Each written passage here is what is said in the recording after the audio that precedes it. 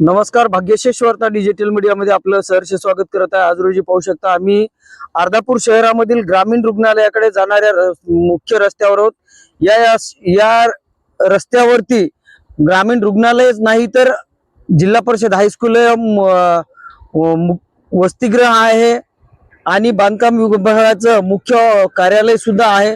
परंतु हे सगळे ऑफिस या साईडला असते वेळेसही या रस्त्यावरती आपण पाहू शकता ते पुढील लाईट जे दिसत आहेत ते आरोग्य दवाखान्यातले आहेत, ग्रामीण रुग्णालयाचे आहेत। परंतु रस्त्याने कुठेही लाईट नसल्यामुळे मोठ्या प्रमाणामध्ये या ठिकाणी नागरिकांना त्रास होत आहेत। या रस्त्यावरती येणाऱ्या जाणारे काही नागरिक आहेत, आपण त्यांच्याशी चर्चा करणार आहेत।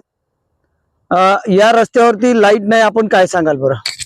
कसं आहे बघा, या रस्त्यावर अति महत्वाचा म्हणजे सरकारी दवाखाना आहे।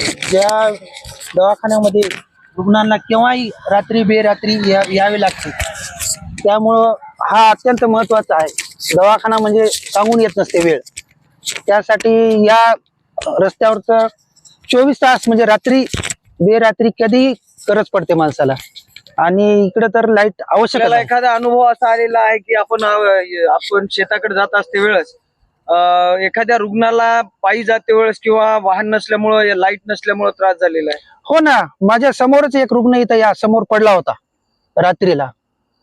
10:30-11ची होती, शेताकडून येऊ लागलो मी, तर पेशंटला घेऊन जाताना या ठिकाणी एक्झॅक्ट पडले होते मोटरसायकल येऊन खड्ड्याला फेकून।